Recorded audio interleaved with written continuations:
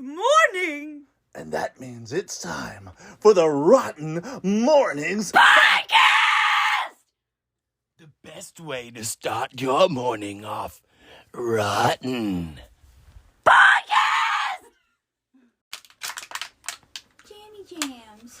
Welcome to the podcast, everybody. It is Rotten Mornings. Welcome back. So we're not going to get action this time, so it's Podcast! Oh, you'll all be getting some action. Shut your mouth, Scott. Class action lawsuit. Guys, this is Rotten Mornings. I'm Scott. I'm Matt. I'm Brandy. And I'm Grim. And I'm Scott. I'm Matt. And I'm Brandy. And there's Urza. Hello, Urza. I vomited on Scott's shoe. Why did you vomit on my shoe? Because it's a terrible shoe. Ow. Well, it is January the 9th. Yes. Welcome Wow. to the future, man, machine, future. We time traveled again? We time traveled yet again. Oh. Yeah. Man, what an exciting week in the world, right? Yeah. Yeah, I can't believe all those events happened. Yeah, that was weird. 2022 Is crazy. started off with Urza's shitting herself. stuff. Baby. There's a shitter pants. I just like to point out R.I.P. Betty White. I'm sure everybody in the world is doing that, but still. It's like one of the few people that hadn't died yet. And everybody was like, well, Betty White ain't dead. Well, she is now. Is today her birthday? I don't fucking know. I think I'm not that close to her. I think it's January 9th was her birthday. We didn't say it last week. I know that we knew about it last week in the podcast, but dang. Was very influential Yeah. performer. And How come it is that all the people that our parents and grandparents liked watching, 17. our parents and grandparents liked watching, they recently died, but all the people that we liked watching are also recently dying. Like, what the fuck? Suppose we watched the same people our parents did. No, Everybody you idiots. has. Oh. Everybody hurts. All the famous people that we like and have done stuff, they're dying in their like 50s, and all the people that my parents liked and did stuff, they're dying in their like 90s and 100s and shit. I wish I could relate, but I don't care if anybody dies. So.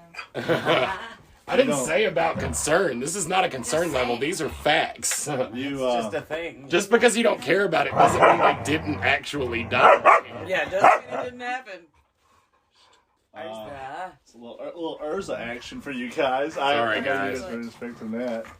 She was asleep the whole time until we fucking decided to record the goddamn podcast, and then she's Yeah. up our asses. I think it was Stop. that scream, that podcast scream. Yeah, she's that like, said, oh, hey, this it's is time to play. It's time for the podcast. Oh yeah, play. that's they've got an unspoken thing Yeah. going where Grim is denoting to Urza that I'm Urza's interrupting. unspoken. Urza can't speak. Urza unbarking. Yeah, Unborkin. Unborkin. Bork! No!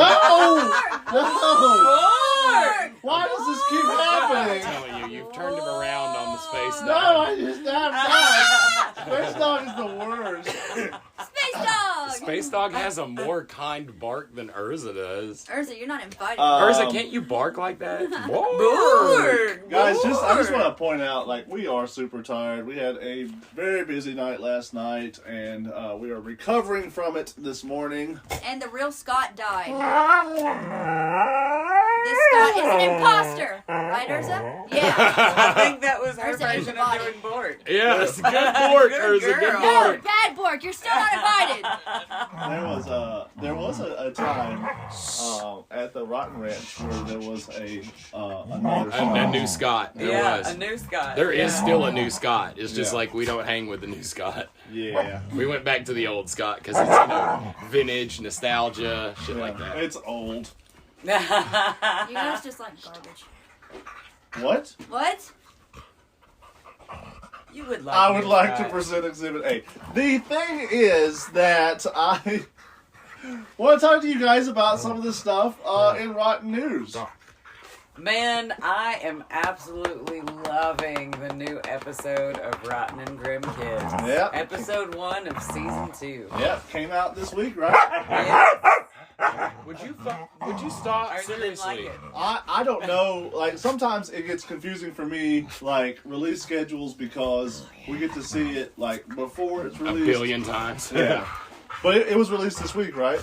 Yeah, maybe. Yeah. Yeah. Well, we saw it this week. Yeah. If you guys haven't seen it, go watch it when you can. If it's now or How's that? now or later's. Still got a lot of projects going on. If you guys aren't following us on TikTok, go check out some TikToks. We got some new TikToks up. Yep. Trying to stay pretty regular with Tickle those. tackle. Tickle tackles. New stuff up on YouTube. If you haven't checked that out, go over to YouTube and check out the video. Give us a like. Give us a subscribe. We would love that. Yeah, if we can get our YouTube up to 1,000 subscriptions, There's more stuff we'll we can start do there. doing newer stuff that will be released only to subscribers on YouTube. Yes. Yeah. And it'll kind of free us up to do a little bit bigger of stuff and shit. Yeah, so we're wanting to do. We're always going to put out stuff for everybody, but we want to do some more like premium content stuff. And if we can get up there, then we'll do something just for the people that's been there for us and giving us those subscriptions and giving us those likes and been following us and been just super supportive. And guys, it really, like, in all honesty, it only takes like a couple of seconds to go over there.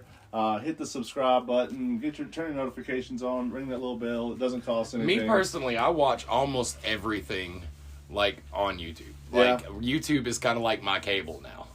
Yeah. I watch a lot of YouTube. I mean, I do too, but it's mainly because you show me. Yeah.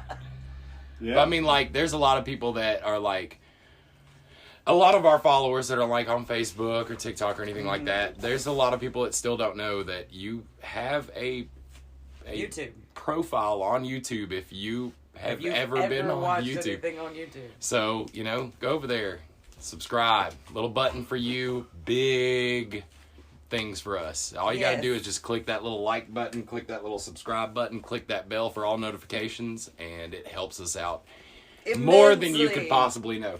That actually helps us out more than you buying our t-shirts. It does. But you can still buy our t-shirts. Correct. Yeah. Once we get 1,000 people in a room wearing our t-shirts, we'll release some content. Wow, and Scott with the misinformation. Okay, guys, you can just completely unlisten to Scott and follow the directions we gave before his misinformation. Fake news.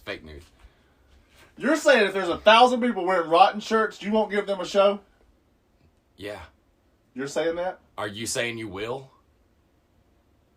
All right, well, Scott's in charge of it. He's the one who's All right, gonna do it guys, for you. get 1,000 people together with rotten shirts, and Scott's going to put you on a free show. Yep. Not a good one, but it'll be the quality you've come It'll to be free. expect. All right, what else we got? Anything? Oh, the other series. I'm probably going to release... Oh, I'll probably release that, too. The new series we're working on. Oh, and a new food review. Yep. Also, that was released. yeah. We did a whole So lot of stuff technically, this we've week. got 3 running series going right now. Yeah. We've got Rotten Reviews, the series, which is us doing food reviews. What are you pointing at? That running series. Oh. We've got Rotten More. We've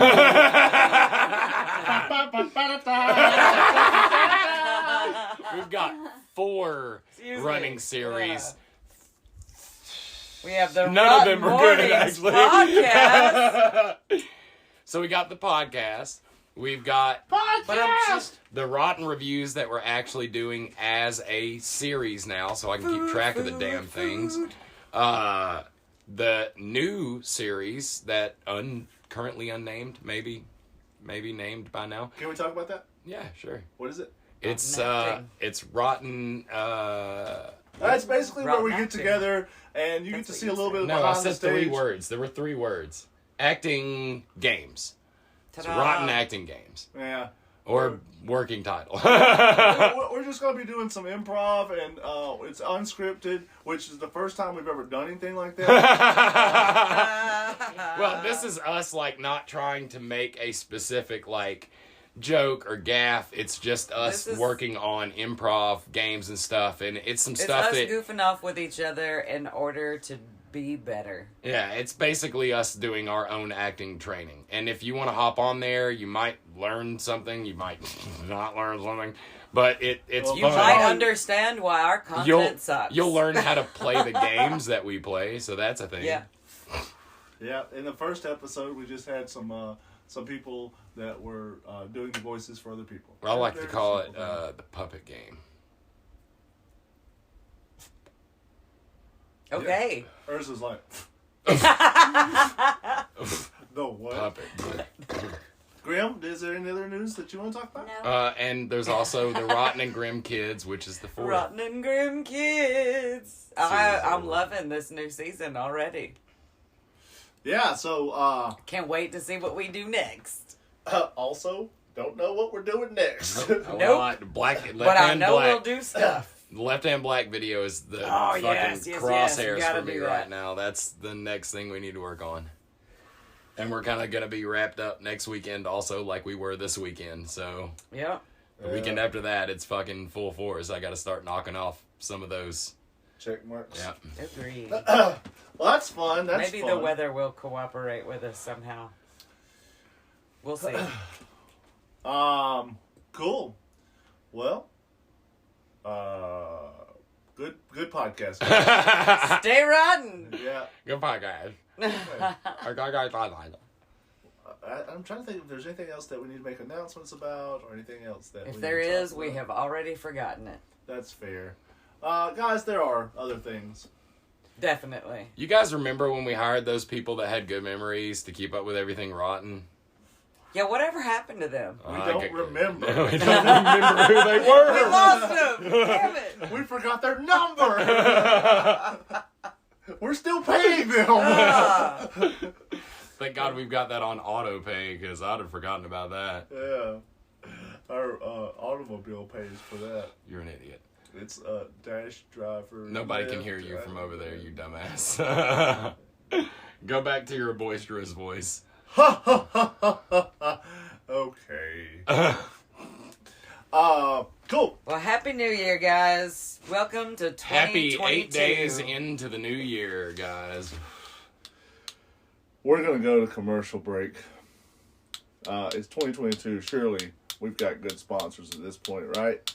Go ahead and hit the button and go ahead. While we're going to that commercial break, we want to tell you.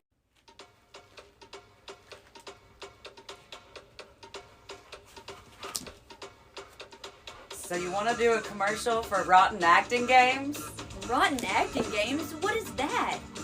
How are we supposed to do this again? Aren't you telling me? Wait, what? Okay, wait. Sure. Wait. Start over. Ready? What the fuck, Matt? No, start over. Hold on. Okay, just go. The music cue isn't up. Go. So how are we supposed to tell people about Rotten Acting Games? We're supposed to even tell them? Are we? Okay, that is okay. So hey guys, we've started a new series called. Oh, I guess I could keep that. We've started a new series called Rotten Acting Games, where we go through a few improv games that we have learned throughout the years of our not learning how to act. That game's called the Question Game, where you try to answer every question with a question, and the person that loses is the one that gives an answer or does not have a question. There's a couple more rules, and you can learn it in, Rotten Acting Games. And Rotten Acting Games in later episodes. Fuck. Yeah, we suck, as you can tell. Yep. So check out Rotten Acting Games, working title, at Facebook, Rotten Reviews, and YouTube and stuff. All right, cool, awesome, good commercial. Hey, is this the part where I tell them about the Rotten Acting Games? Yep. And we're back. I guess just no sponsors. Oh my God! See, that's one of them right there. That's not an inside joke. That 100% is an inside joke. It doesn't make any sense. It only works if you've listened to the podcast. It only works if you listen to the second episode of this season of the podcast. Did I do this on every episode? Yes. But the second episode was when I brought it out. You didn't start doing it until then when I said, it's What weird how the you say shit? in the last season you didn't do any commercials, but you were like always, hey, back from commercial. And then you started doing like, oh, I guess we don't have any commercials, you fucking bastard. I have no idea what you're talking about. Yeah, exactly. Anyway, we're back, guys. We're back, guys. back. And there was an ad. There was an ad. Is Look that- at that. Yes, that- thank you. There's that. Ow. Great. Now things Scott's are hitting spelled me. out for people. Not hitting you enough is what you meant to say. You deserve many more hits. So what are we talking about today? Oh man, it's a good one. Is it? Aren't we supposed to have good ones? Oh, God. Anyway. Okay. No. Let me just put the K-bash on that. Guys, we have been talking about, just amongst ourselves here, we've been talking about different, like, theories from cartoons. Now, we did an episode about, like, the adult humor in kids shows, but we kind of want to revisit those kids shows and those cartoons just a little bit with We're you going to go over guys. some dark or weird fan theories about those cartoons. Ooh. Yeah. Now, I'm a big fan of cartoons. I wish I could get to see more of them. Right. I haven't seen a really good cartoon in a while. Yeah, I can't think of any off the top of my head, but I always loved watching cartoons, Yeah. especially the old, like, Hanna-Barbera cartoons. I really got a kick out of all of those when I was growing up. Yeah, I think, like, for the generation that we were a part of, if that's a thing, like, Hanna-Barbera was iconic to us, even though, the reality is a lot of the Hanna-Barbera stuff came out before us. Yeah, but True. what we did get was when Hanna-Barbera actually invented the crossovers Yeah. and started yeah. doing crossover cartoons, and we were all like, oh my gosh, They've got They're gonna so-and-so from that other cartoon in this cartoon. I've seen that guy. I know that. And like really and truly, they started that stuff, Yeah. man. There wasn't Yeah, a they lot of that did. going on back in the day. It's not like you had an episode where I Love Lucy ran into the Honeymooners and stuff like that. But Hanna-Barbera was like, you know what? What if we crossed our IPs and shit? Yeah. That's really neat, dude. We're seeing so much crossover stuff now. Hey, I'll go down saying 2021 is the fucking year of fan service. Well, man. Yeah. I'll tell you, there used to be a great cartoon. I really enjoyed it. It was Spider-Man and His Amazing Friends. Right. And it was Spider-Man, Iceman and Firestar. Firestar. And there's a new show. I just saw it on Disney Plus. I checked out the just the intro, how it comes on, and it's Spidey and His Amazing Friends. And it's Spider-Man, it's Miles Morales Spider-Man, and it's Spider-Gwen. Oh, so it's actually just spiders. Yeah, it's Spidey and His Amazing Interesting. Other Spiders. Yeah, but isn't that because it's a Disney product and Firestar and Iceman are both Sony products? No, those are mutants. So Yeah. that would be... I mean, Fox. Yeah, but that would be in the Disney World. Iceman's been used before. I thought he wasn't in the Disney World. Iceman was used in the Fox, Fox. X-Men. Yes. which Disney bought. Did they That's buy all properties or okay? bought all So the they're properties that Disney Fox had. now. Yeah. Well, this is an animated show that you've That seen the came out intro just for. now. Yeah, so it's probably been worked on Interesting. for a while. Animated shows don't just go, pew, here's an I animated don't know, show. dude. It straight up looks like they're like, Spider-Verse was successful. Let's put one out for us that's an animated 3 You think? Spider-Mans. Yeah. Because it came out in 2021, and it was like, Yeah. But anyway, guys, that's not even what we're talking Yeah, about. no, We're, we do chase these rabbits sometimes, and And if you've listened to any of these before, you already know that. We chase rabbits. yeah, we're rabbit chasers. So let's jump into some of these wacky fan theories or theories that made up about some of the cartoons. Okay, I guess we're just going to go in order on this instead of going back in time to do the Hanna-Barbera ones first. Oh yeah, let's just check out what we got here. All right, what so- we've written down. What we've written down. Yeah. Courage the Cowardly Dog takes place from a dog's perspective. And that's why, as the viewer, when he goes outside, it's all scary and weird, and all the people look like monsters. They're just a dog that's used to his owners and who they are, so he sees them as human. And every other person he runs into, he doesn't know, so he perceives them as these other things. And that's why whenever he's at home, it's always normal home, but all these incidences are these overblown things. It's because you're seeing it from his point of view. And that would make sense because, it's like basically it's saying Courage himself is just a normal dog, and all the villains that he sees are actually just normal people that seem menacing to a small animal. Right, which is why he feels like he has to protect his people, but they act like nothing's wrong. Like, why are you protecting us from these other people? Yeah. So imagine your dog, like, barking at your friends, even though you're like, dude, they're cool, calm down. And your dog going nuts, and you're like, I don't understand why my dog. I don't understand why they're acting like this. I know why your dog barks at your friends. He's an asshole, and our For friends attention. suck. Yes, because our friends are assholes, and it sucks.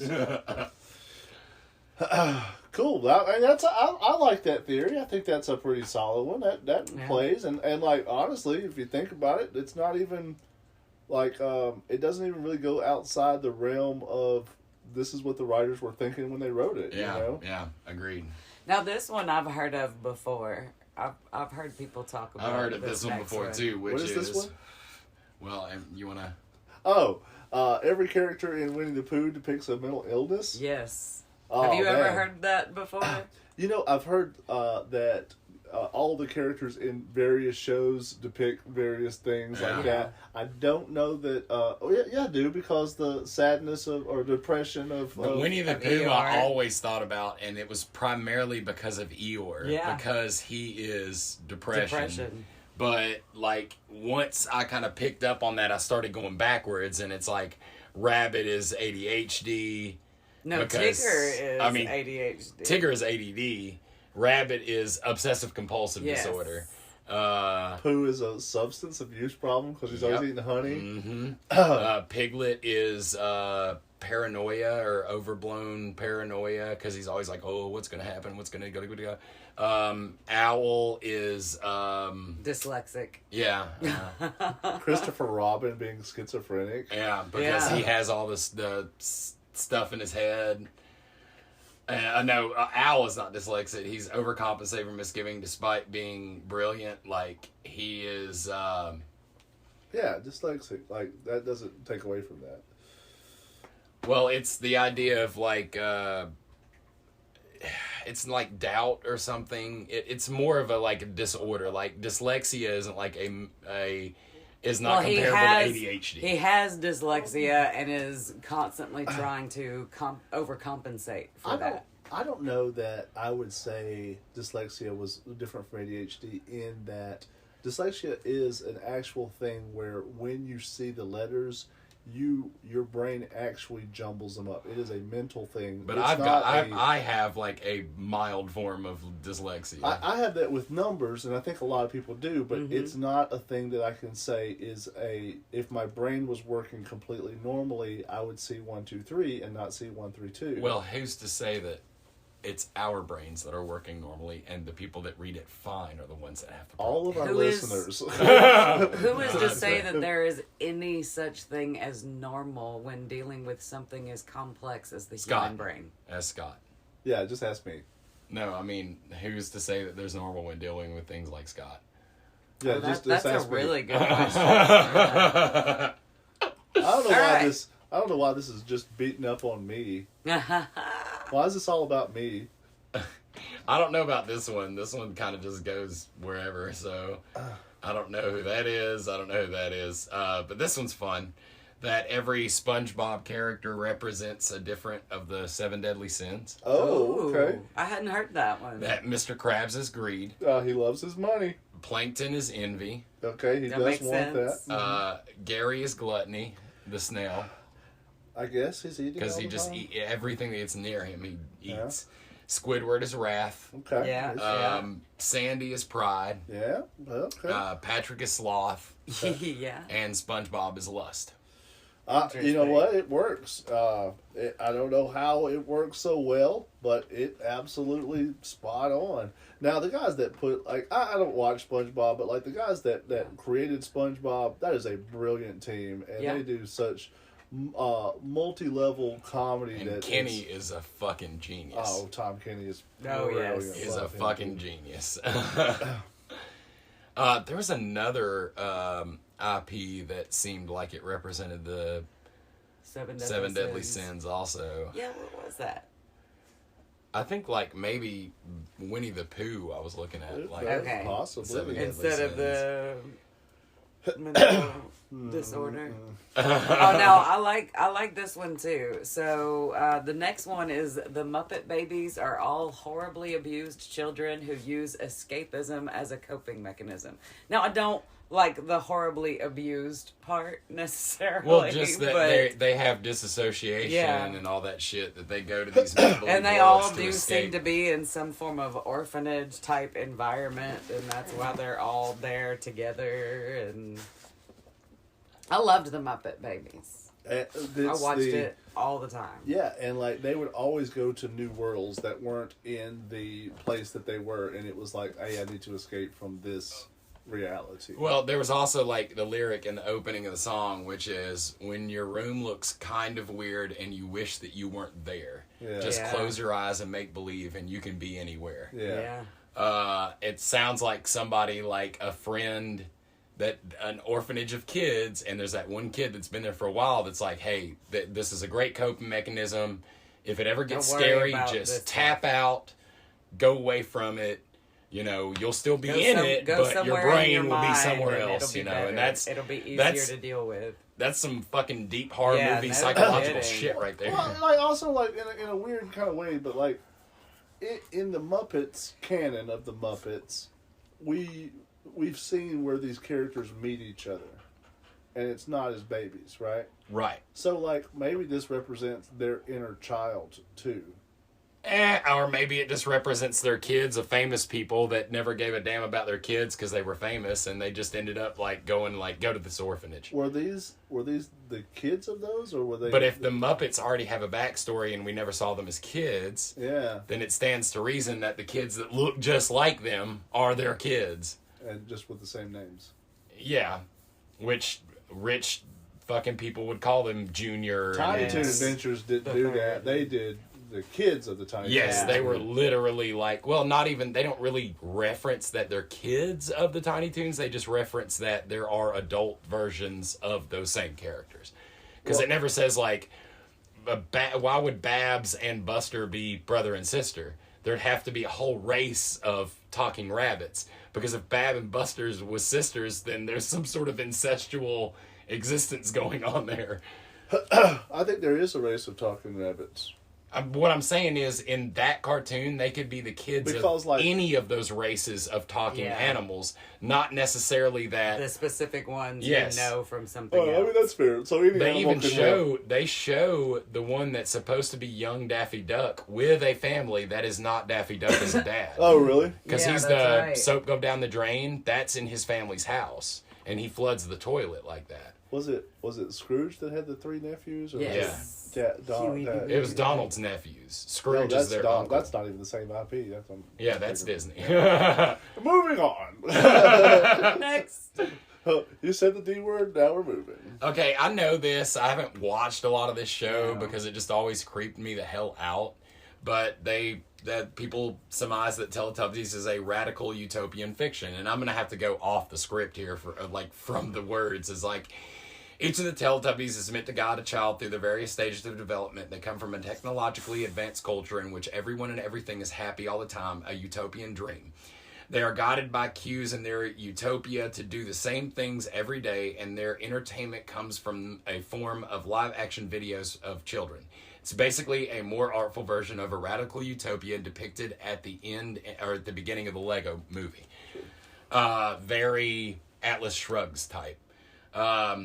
These societies often fall apart when dissected by the theory suggested that the Teletubbies have overcome all carnal desire. They have evolved so far as to discard the sex impulse and therefore inhabit a more self-conscious version of a complete degeneracy. All the Saturn goodness. throughout the show is a peaceful society thriving without the need of all the anxiety-inducing norms of human culture.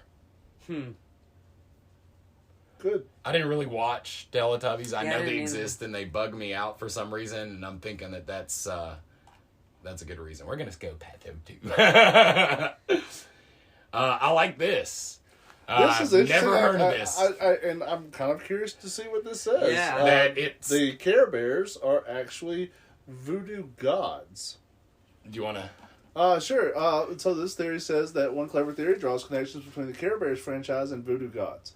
According to this theory, voodoo is an adaptable force that has found its way into various cultures, including Santeria, Brazilian macumba, and American children's cartoons. So, to start, Care Bears sounds a lot like Carrefours, aka the Port-au-Prince district, which lies the heart of the voodoo world. The Lua, or the voodoo gods, were often seen by their followers as friendly spirits or friends, not unlike the lovable Care Bears themselves. So you've got these characters that are not human, but they are like these friendly spirits, right? Each of the Care Bears represents a different voodoo god, and their symbols and behavior are all very similar, and the voodoo's ability to weave itself into the fabric of society is only echoed by the lasting power of the Care Bears. Like they're still, Huh. So, yeah, and if you think about like the Care Bear stare, like that's the magic, that's the force, and like everything. I guess the problem I'm having with this particular theory is that I don't know that I see anything that relates it specifically to voodoo, Right. as opposed to the Roman gods or any of the Yes, but again, like the Care for thing, The Care fact Bears, that they were all friends, I guess. but they also like their dolls, and again, like But the voodoo gods weren't dolls. No, of course No, not. this would But it's just just be, another like, tie-in loose reference. Like, hey, they're representations. dolls. That's kind of like a voodoo doll. Like these little underscore things that connect them to that world. That's an interesting theory. Yeah, It is. I don't know enough about voodoo gods to really know that we're going past that. Well, scroll back up. What? That one. The Count for Sesame Street drinks the children's blood. What? This is controversy. That's so, like, that's one of those ones where it's like, yeah, it's easy to draw that conclusion. He's a fucking vampire.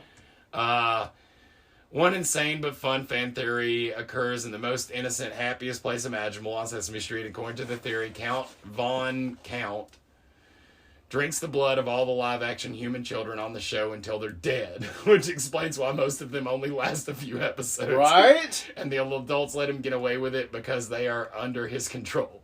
Assuming that Count Von Count contains these classic Dracula-inspired powers, it's easy to surmise that everyone on Sesame Street is just a puppet to his theater of horror. A puppet? Yeah. Yeah. That's kind of, like, that's I an think that's easy thing kinda to do. He's a reaching. vampire. You could say, yeah, vampires drink blood. There's a chance, but there's not a deep. Sure. But every other character on the Muppets, we always see them eating. Sesame Street. But yeah. Yes, they're constantly eating, right? Big Bird, you always see him with his big corn. That's not true, but... It's not true. I'm trying to think of when you would ever see a character eat. He just Snuffleupagus with his mullet. Yeah. Ouch. Okay, so that's from this list, but we did want to talk about the Hanna-Barbera things that, one of which is that the Jetsons and the Flintstones, actually, I like this one better than Flintstones being in the future of the Jetsons, that the Jetsons and the Flintstones exist simultaneously. Yeah. That the Jetsons live in a futuristic high society above the clouds after a nuclear explosion has gone off, and all the poor people, they took all the technology with them, and all the poor people live on the ground and have to restart humanity, which explains why the Jetsons have things like dishwashers. Why would they have the theory of a dishwasher before they had the science to create a dishwasher? Yeah. Right. Or why do they have a record player before they had the ability to create record players? Like, they're thinking Well, it of these... also explains how they could do the crossovers between the two that they did as well. So, kind of jumping on this tangent. Now, the theory had said, like, there was some kind of maybe a post-apocalyptic war or something. But, like, think about this. We've, in the last, couple of years, we've seen our billionaires go to space. Yep. Right? 2027, they are looking to open a space hotel. We'll be on Mars, in the next 50 years for sure, whatever. or more on the moon. I know China just landed a thing on the moon, and they just grew some crops on the moon. So, if the rich people of Earth leave this planet and go to these built new real estates in space, these new exotic locales, the people that are left on Earth are the poor or the middle class. And what happens with the poor and the middle class, as pawns of the proletariat, of the bourgeois, we have to continue to be profitable, you have to war people against each other, because war is the only thing that's profitable. Yeah. And that doesn't have to be like violence. It can be like war, price war, or like the gas prices right now, like whatever. So I can totally see where the big money, the big billionaires, the trillionaires, we'll have trillionaires, not too terribly far from now, where they would have left, and what's left on Earth does war, does devastating stuff, and society degrades, technology degrades. Yes. But the concepts of those technology wouldn't go away, because you would would have have already memory understood of it. technology. Yeah, we know how an airplane works, right? And because we've seen and we understand like lift and all those things, we could still make airplanes. We know how microwaves work and how. Well, we have a definite advantage over the Wright brothers.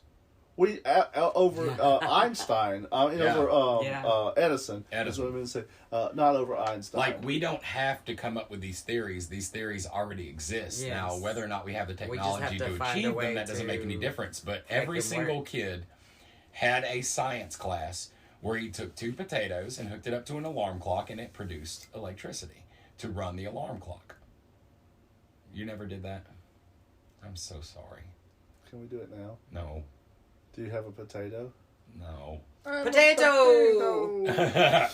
But we've all done these things where, like, we Yeah. know if you take magnets and spin them around copper fittings really, really fast, you can create an energy and a source of power. So there's a really fun thing, and I want to touch on this just briefly, and then I want to go back to the Hanna-Barbera stuff, because there's some more fun stuff I want to say. But there's like a gatekeeper thing, right? And gatekeeper is, I had to walk uphill in the snow carrying a bucket with a hole in it, that kind of thing. And you should have to do that. Like, no, I don't. We have automobiles. Like, Yes. and I don't need to build the automobile. That's Oh, already been tell built for me about it. Like, the older people that are like, oh, these kids nowadays, they have it so easy. And it's like, all right, cool. Kids nowadays have it easy. That's what you're saying. Okay.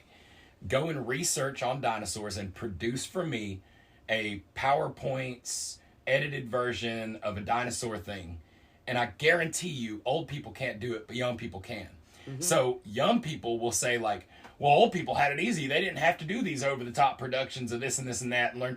Because, again, because a kid can't walk X amount of miles and do all this shit that you did, there are also things that these kids can do nowadays that you fucking can't. There's things that these people that are gatekeepers, and don't, like, make no mistake, the children now will be gatekeepers to their children. Of course. Because their parents and their older generation was gatekeepers. Like, they had it easy. Because the guy that was going uphill both ways in the snow, that guy was, like, having to battle off fucking, the Huns or whatever. Yeah, or the Huns or anything. You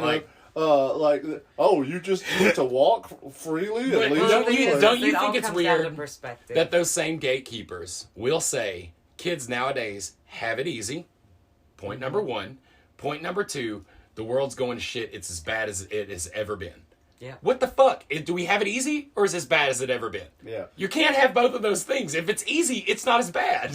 Well, Well, it's still just the perspective of you're not exactly like me, therefore my way is right and your way is wrong.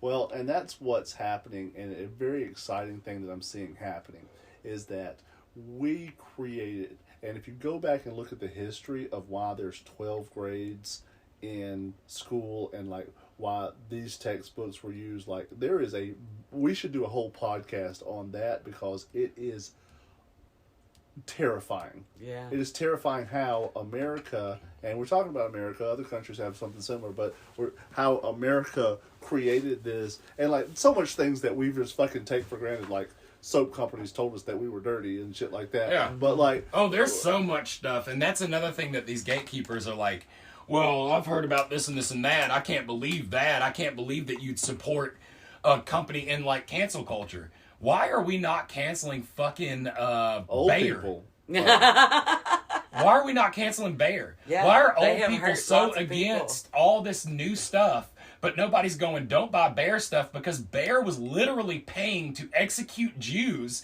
so they could test out their drugs, and they were doing business with Nazi Germany back in the day. But nobody's like, cancel Bayer for that. Well, why aren't we canceling ExxonMobil? Yeah. Yes. You know, Again, there are so many weird things, and like I think this is just the media's way of fucking illusionism. Like, if you are not connected to the main company, it's watch this hand. Yeah. Watch this hand. Oh, here's a little bit of this. Here's a little bit of this. They're not connected to the main company. But then, like, Disney, that's connected to all these fucking shady-ass motherfuckers. Yeah. We could do a whole House of Mouse. Yeah, but we always get it always gets dicey. And we don't even have that many listeners, and we still get dicey when we go into House of Mouse. The only, like, our listeners, we've got, like, hey, Everett, and we, hey, Mickey. Because we know you're listening. Yeah, motherfucker. Oh, you bitches are gonna die. Okay, that's enough. We'll get canceled. You can't deep. All right, so back to Hanna-Barbera. Yeah, it is. So the one thing that I wanted to talk about with Hanna-Barbera is that in Scooby-Doo, they live in a world that is monsters. Like, you wouldn't go looking for monsters if that wasn't a thing. Yeah. Like you wouldn't go, hey, I think that there's a fucking crazy witch that has set up shop in my hotel, and everybody goes, okay. That's okay. What the Jinkies. fuck? Come on, dude. There is literally like different hotels around here that have ghosts, and people aren't like, holy fuck, there is really a ghost there. Yeah. Get now. But so that the theory inside the show is that there's actual monsters in the show, and then they're going to go and like deal with those monsters. But like even though the majority of the episodes result in somebody in a costume, and but like, they still wouldn't be looking for the answers. right. But they're always looking for the logical answer, the logical response, and I think that still plays into it because of the idea that Scooby-Doo isn't just trying to prove that there's a murder mystery. They're trying to prove whether or not this is a monster or is not a monster. Which gets to my theory that it happens outside the show. And the thing that happens outside the show is the creators of this show put this show out there like, oh, you're scared of, like, the Wolfman of this castle. We know the Wolfman of this castle exists, but, like, don't worry about it. We're going to put out a show that shows it's just a person in a costume. Yeah, it's kind of like cartoon gaslighting. It's just a story. Yeah. You don't have to be scared of that. It, like, takes away from the actual fear. Well, there's a lot of that in media and cinema, because you can say, like, oh, when you see a movie about like the movie Outbreak or something like that, and it's like, oh, holy crap, that's really close to what we went through during the pandemic. Not Outbreak because it was back then, but there was something going on back then too, that these people already know this is going to happen, so they kind of release these movies so the zeitgeist takes it easier. And like alien encounters and shit like that, we can handle it we together. put out alien movies where America wins, we beat the aliens, and it's like, hey guys, stay positive when this happens, because remember the movies, we always win. It'll be so alright. This and this is a little bit off topic, but similar to what you're saying. There was this the second book that Ernest Cline wrote. So his first big one was Ready Player One, and his next one was called Armada. And in a similar thing to other sci-fi things, these video game companies had put out like alien stuff, and like there's a big theory around E.T. that it was put out like, hey, we're trying to make people comfortable with aliens because there are aliens, but we don't want to freak them out. And so in Armada, they're like exposing people to alien TV shows and alien like video games and stuff to not freak them out. I think they did that in Alien Nation too, didn't they? If y'all guys remember Alien Nation. Yeah, it's been a long time. Yeah, at the same time as like V. But I honestly remember more from the TV show than I do the Kevin Bacon movie. I was only talking about the TV show. I forgot that there was even a movie. Yeah. You're right. But then all the kids are like they have these video games, and the video games are the exact controls for these spaceships. Yeah. So when the kids grow up, they're already like attuned to using these kind of things. they're already well trained fighter pilots. Same thing with fucking Ender's Game. Yeah, I was gonna say that's in Ender's Game. They do it in where it's all about how they are training these kids on simulators, but then eventually you find out it was never a simulation. These kids were actually controlling battalions of fighters totally and killing wrote like a people. whole entire story about that. You did? Yeah. You did. I remember that you did, and it had a similar name to Ender's Game. It was something. I don't remember what it was called, but it was like, fathers killing sons, and it was just literally a population control thing. What the? Oh man, what was that story? And like at the end of it, I know. I remember what the story was. It was the kids being brought up, and there's this big war that happens, and all the fathers are taken away from the kids, and they have to go to war because everybody's got to fight this war. Well, since the wives all have to work, then America like sets up these massive daycares where all the kids go to the daycare, but they say like, we still believe that there's an important part of the father being in the kids' lives. So they make these pods where the kids are kind of like in their father's mech suit while they're fighting this war. But as you progressively find out, the kids are actually in the opposing mech suits killing off their fathers just because this is just a war to lower population and keep everybody's mind off of everything. Yeah. That the kids are actually really piloting the things that are killing their fathers while being injected into their father's pods and knowing where they're at. Like, it's the theater of war. The theater of war. So what about the other theory from Scooby-Doo? That Scooby-Doo is actually a cursed human. I like this theory, and I wasn't really familiar with this theory until we looked at it earlier. The fact that they continue, the reason they're a detective agency is they're trying to find the cure for their cursed friend, who is Scooby-Doo. I don't know that it works for me, but I mean I understand like it's a pretty well if you think about it, around that time, Hanna-Barbera was releasing things like Fang Face, which was a guy who was cursed to be a werewolf. Sure. And there was a lot of Doomby was a guy who was cursed to be the Doom Buggy. Like all those things, Hanna-Barbera had that in their wheelhouse. They were already doing cursed human beings. If you think about all the different talking animal species in Hanna-Barbera cartoons. Jabberjaw too, same way. All of Hanna-Barbera's world could be a cursed environment for cursed humans. And if there were monsters that could do that kind of stuff, then everybody would be like, "Oh, you're another one of them." Yeah, it's cool. And you get into the Yogi Bear thing. Yeah. I like the Yogi Bear that it's just a guy in a fucking bear outfit that's literally stealing from people.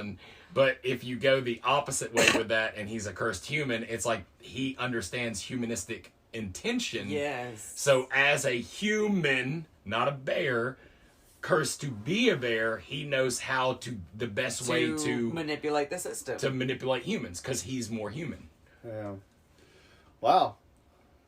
So guys, I mean, hey, my favorite quote from Scooby-Doo is like this one Scooby-Doo I remember forever is like Vilma and Scooby and Shaggy are all in a giant cauldron on top of a fire, and there's a witch there trying to like cook them, and Velma's like, we need to rock back and forth so the cauldron like wiggles off its thing and then we can get free. So they rock back and forth, and the cauldron spills over and rolls down a hill and hits a rock and bursts open, and they're all safe. And then like Shaggy stands up and is like, we would have been doomed if it wasn't for that pot.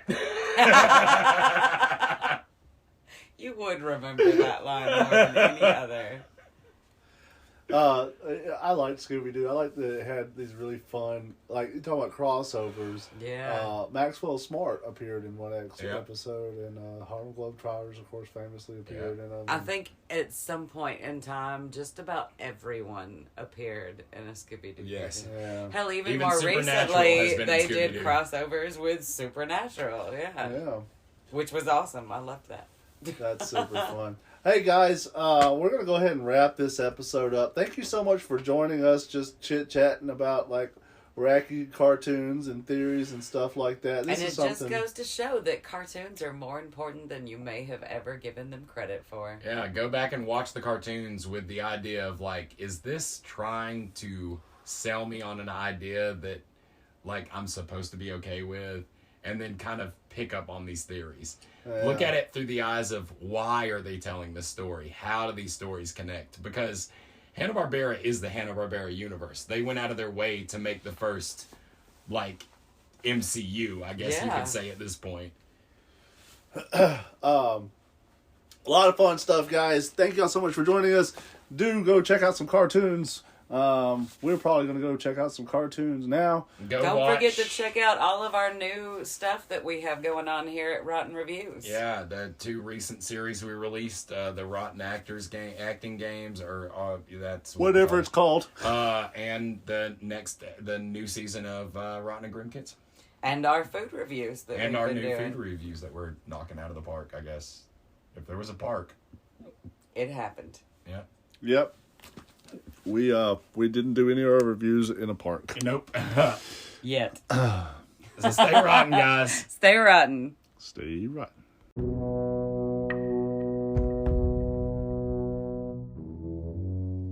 Join us next time for another episode of Rotten Mournings.